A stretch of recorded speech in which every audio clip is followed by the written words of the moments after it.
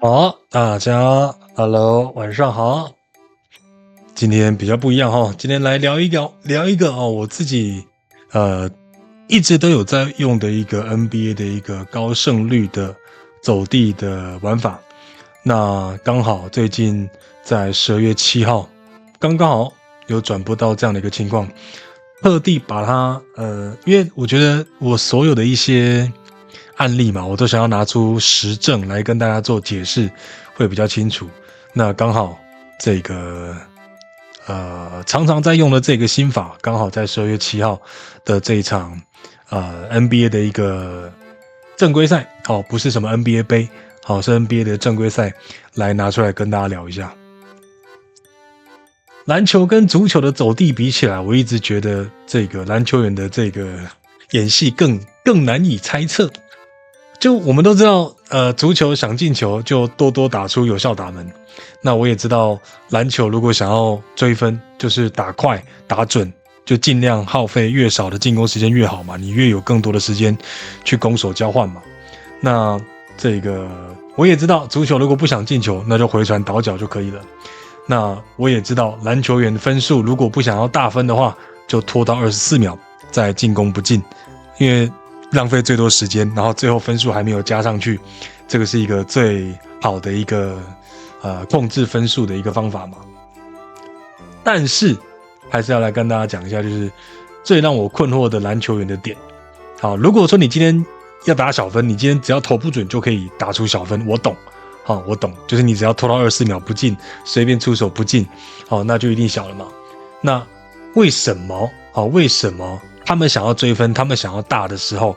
为什么他们想要准就能准？这个是我非常非常好奇的一个点。为什么？我们都有打球，我们都知道，你想要不准非常简单，可是为什么他们想要追分、想要大分的时候，想准就能准？这个如果有兄弟们知道的话，可以在这个留言区跟我讲一下。我一直以来都有这样的一个好奇，是怎样？所有的 NBA 球员他预设值都很准，只有想不准的时候才不准，是吗？是这样子吗？好了，跟大家稍微聊一下了哦，就是聊远了。那今天刚好转播到这场比赛的一个过程，完美贴合了我自己之前常常会用的一个高胜率的一个下注的一个方法。我先一言以蔽之，先简单用2句话总结这个心法。如果前2节单节都打出让分的下盘，那强队就是在演戏杀单节的让分，或者是杀上半的让分。高概率第3节的上盘的让分会暴涨，然后第3节强队碾压开始追分。好，这个是2句话统称来讲完。好，可能有些人可能比较新手，可能不知道我在讲有一些专有名词我还是稍微做一下解释。比如说单节，比如说第1节、第2节可能都有这个，比如说像这场来讲好了，像这场就是森林狼，他出盘是让，看一下出盘的全场是让7.5，所以因为可以看到森林狼他是主场嘛，他是主队，所以这个他出盘是让7.5分。上半场我没有记，上半场我没有记，但基本上上半场一定也是让嘛，因为基本上只要是这个全场让的主队，基本上第1节、第2节跟上半场全部都是减号，因为只是让多让少的问题嘛。那这场比赛森林狼他就是拍让7.5，那上半场我没有记，但我知道第1节是让2.5，第1节是让2.5分。那大家就可以看到第1节让2.5分的一个情况哦。那他第1节打出了一个22-34，这边森林狼或者是灰狼第1节大输12分，大输12分的一个情况出现。这个或许你单看这个比分的情况下，你可能会觉得没有很夸张因为你可能会觉得第1节可能就准心不好之类的。但这一场比赛的第1节，我就看到了蛮多荒腔走板的失误，还是蛮推荐各位如果有空的话啦，就是可以去看一下我讲的一些我在影片里面讲的一些比赛的现场，因为我非常多研究出盘，非常多研究这个，比如说更衣室不合啊，研究出盘的下注方向啊，盘口变盘的一个博主或者是一些IG 的一些怎么讲一些网红好了，但是我个人还是一样比较偏向一个眼见为凭，就是我还是一样想要钻研在于走地的专业玩家，不管是足球还是篮球，我想要钻研的是走地的部分。所以可能你们觉得看我讲，就是觉得有些东西可能就没有感受那么深，但如果你像我一样转播全场比赛，你像我一样这个每一帧每一分每一秒都看比赛的情况下去做，再搭配我的这个影片来看，你应该会有蛮多的一个感受。好，又扯远了哈，还是一样回到这两句话，回到这两句话来跟所有的朋友们、新手朋友们来讲一下。所以第一节、第二节都一定都是这个灰狼开出减号，那你就可以看到第一节、第二节都是打出这个下盘，也就是我们说的打出加号的一个结果。好，所以第一节、第二节都打出加号，那基本上森林狼、灰狼就是在演戏杀单节让，或者是杀上半的让分。好，那高概率第三节的让分会暴涨。好，第三节的让分就是这边会暴涨。那第三节的让分，我这一场我记得它是开到，我真的有点忘了，但我记得是开到 4.5 之类的。我看一下因为我在我的这个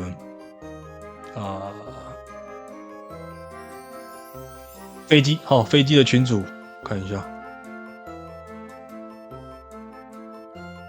我在我的飞机群组有写说，这场比赛我在我的群组有推荐大家走地有什么可以注意一下，让我来找一下这一张的图片好，找到了。好，我们把它拉过来这边，你可以看到我在这边有跟我的粉丝朋友讲，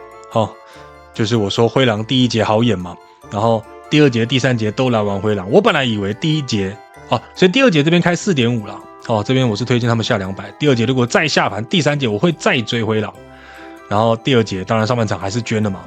我还是就是有一说一，有二说二啦。好，第三节这边是开让 4.5， 我看到了。是让 4.5 分。所以第一节是让2.5。第二节让 4.5， 然后第三节也是让 4.5。所以像这场比赛就是出现了我的那个刚刚所谓的那2句心法的一个情况，前2节都是下盘的盘分，第三节直接暴打了8分差，暴打了8分差，这个是要跟大家讲解释一下这样的一个情况。所以出盘的灰狼让 7.5 分，第一节让 2.5， 第一节22、34输12分。那你还可以观察一个点，就是这一节有一些比赛你会发现一些非常奇怪、非常多业余的失误，就好像你初中等级的失误一样。就是你要知道，你们在看的 NBA 是全世界水准最高的一个等级的篮球，出现那一种界外球发给对手，出现那一种很奇怪的失误，你就要有心理准备，就是这一节或者是上半场可能就有点猫腻，甚至是全场。比如说我之前也转播过杜兰特的火箭队，全场就只有出现一次火箭队受让 1.5， 你就算玩到最甜的火箭队受让，你全场还是得死的情况。所以你只要出现一些很业余的情况的表演，你就要有心理准备，这场比赛可能有某种猫腻会发生。好，那来讲到这个他们怎么样去控制，就是综合我自己的转播经验，再加上比如说像这个 NBA， 像这个 SBL， 台湾的那个台湾有现在有3个联盟嘛，对不对？台湾好像有这个台湾大联盟，然后什么 我没有在看篮球，台湾篮球，反正就是我所知道应该有3个联盟，因为光这个现在的职业联盟就有2个，然后这个 SBL 是半职业联盟，也是出现了假球的一个情况。那你可以看到我刚刚讲的那些奇怪的失误，你就要有心理准备。好，你还可以说像这种的亚洲的业余的篮球，他们可能这个实力不够好，所以可能会有一些比较难看的一些失误。但你要想反正就是基本上我们在国中打球、高中打球不会发生的失误，照理说不要说 NBA 了，连 SBL 的这些等级都不应该出现。因为从高中的篮球到比如说大学篮球，都这些失误可能低好几个层级都不该出现，你就要有心理准备。那我们可以看到新闻里面有讲到这个点。哦，这个点就是你看哦，涉案球员为了控制比分，不配合教练执行战术，也出现传球次数激增。传球次数激增为什么？就是他在浪费时间嘛，对不对？出手时机不合理。你可以想，你就想想篮球好了，你就想象你脑海中就模拟一场 NBA 好了。传球次数激增就是浪费时间不出手，出手时机不合理。比如说，你今天明明外线有空档，你不传给外线，你硬要一个人去打内线，打对方的2个高中锋之类的。还有异常的篮外空心，中国说是这个三不沾，刻意乱传球制造失误，比赛尾声不断制造犯规，让对手罚球。大家有没有发现这些情况？你有没有觉得在 NBA 或者是你在看到的一些有开盘的比赛，非常的相似，非常的这个那个叫什么似曾相识的一个情况啊？你看在那边，你看最后发球，最后不执行教练战术，冒险传球投3分球得分，等等的。比如说比分已经拉开够大了，那他还冒险再投3分，你就要有心理准备了。这场比赛是不是要把分数打大？这场比赛是不是要把让分打穿？这些种种，其实全世界在操控比赛的结果的手法，我自己认为，当然足球的剧本一直有在变，可是你说足球好预测，或者是篮球难预测吗？以前会觉得足球好预测，篮球很难看，很难抓。可是现在我会觉得，比如说像之前我觉得足球的这个剧本是更加的每天都在更新，甚至一季一季在更新。那篮球虽然难以预测，可是从以前看到现在，我觉得篮球好像没有太大的一个剧本的一个变化。当然有通杀，当然有像单节，当然有像这个本来赢30几分，最后输盘的都有。但跟足球的大幅改变比起来，比如说像我上一支影片做到的最后阶段，有一些比赛都最后阶段连进3-4个球，不止出盘小球不给你赢钱，甚至就是不止中场的小不让你赢，连出盘的小球都要杀，很多的情况都在日益更迭。所以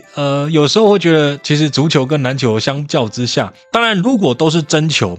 如果都是打真的，那就很好预测，就很好猜，就按照常理去走嘛。所以还是一样回归到挑选比赛的一个结果啦。好，那讲到这边大概就差不多，你们应该就知道我要讲什么，就是反正基本上你只要现场出现那种你他妈跟我讲说这个是 NBA， 或者是你他妈大骂操你妈逼之类的一个失误，都可以算是我觉得有猫腻的一个比赛。好，所以大家你可以自己去思考一下，可以去思考一下，出现这样的一个情况的话，你可能那场比赛你就要有心理准备了齁。好，那这场比赛的这个第3节就出现了穿盘的一个情况了嘛？你可以想说，上半场不重要，对灰狼来说上半场不重要，反正上半场就是你知道，跟足球一样，上半场打个0-0，大家和平收点钱，下半场再来认真。所以我觉得这个东西其实是一个赛制面的一个部分，规则面的一个部分。基本上，要根除假球，基本上不太可能的。今天如果足球的上下半场各45分钟这个制度不改，基本上上半场就有可能拿来作假。基本上篮球每一节10到12分钟这个制度不改，基本上你不能怪球队去做操控比赛的一个玩法，因为他们在追求的就是最后结果的比赛胜利。比如说之前的去年的勒沃库森整年度不败，就是阿隆索所带领的勒沃库森整年度不败，他可以去追求整年度不败，他已经拿到了德甲冠军，他也达成了整年度不败。他要追求的是历史定位，他并不追求每一场比赛都要赢，因为他只要完成一个整个赛季 unbeaten 的记录就好了。所以你会发现上个赛季为什么勒沃库森药厂大家都很喜欢玩他的最后，因为勒沃库森阿隆索为了追求历史定位，他在比赛的末段他如果还落后，他会想要拼追平，因为他这样子有在历史上可以留一笔。所以每一场比赛你都要去思考他的整个的赛制，他到底这场比赛要不要赢，还有就是有没有在追求什么样的一个历史定位，来去判断这场比赛他最后的一个战役如何，来判断最后的走地你去该怎么去下。所以像这样的比赛啦，大家以后可以去多多的注意，如果有出现这样子的一个第一节第二节打出下盘都是下盘分，都是下盘让分。我记得之前我有转播过一场啊，加拿大的国家男篮，可是我忘记，因为我那时候其实也想要去找出那场比赛来当做这一集的影片的范例，可是我找不到那一场，不知道有没有人可以帮我找一下。反正那场比赛加拿大也是打弱队，不知道是男篮锦还是打奥运，反正就是也是前2节都有点摆烂，然后第3节开始追分，好，也是一样，第1节、第2节下盘，第3节开始上盘的比赛，好，这个是我所想要跟大家讲一个高胜率的玩法。好，那我想要讲的是，对我来说，现在所有的运动比赛都会在比赛的初期，像这个电影这个全面启动一样，在你脑海中，在玩家在这个观众的脑海中植入一些先入为主的观念给你，比如说，足球的上半场特一狂轰滥炸。大家应该都看过嘛？为什么有些比赛足球特一上半场前15分钟会狂轰滥炸？那时候我就给现场的观众两个理论，一个理论就是特一进球有钱拿，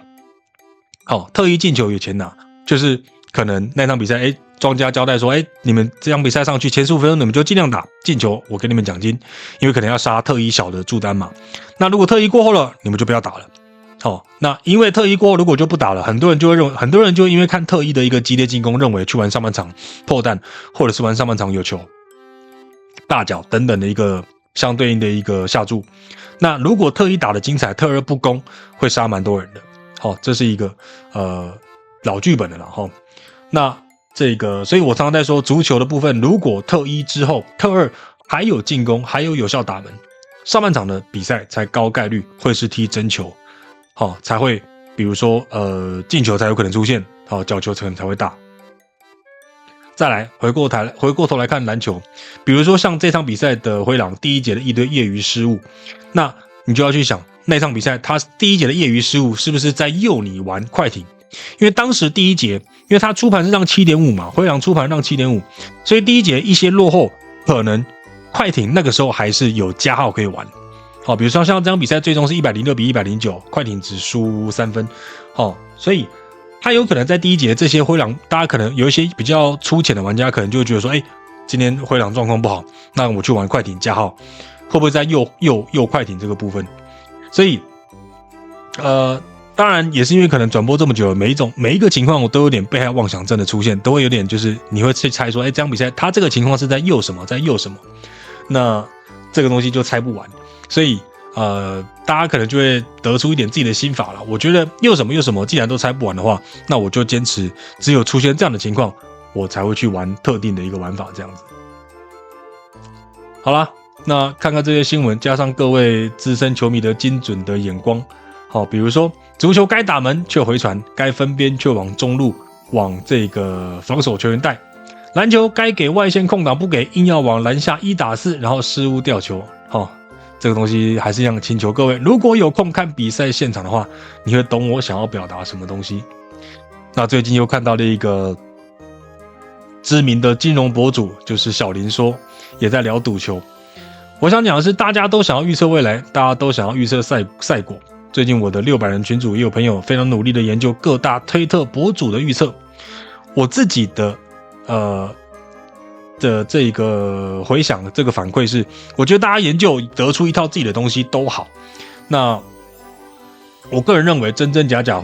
永远猜不完。每一个博主都有可能是庄家搞出来的托，每一个博主都有可能是想要吸引你注册某一个网站来抽水。我自己这样转播这6、7年，我个人认为走地的猫腻，观察走地的猫腻，加上对于自己注额的自律的下注，才是长久之计啦。那你也知道哪些高胜率的走地下注技巧吗？一起扫荧幕上的扫码，现在就完全免费加入600人的群组，一起参与讨论。那这一集就这样咯，我们下一集再见咯。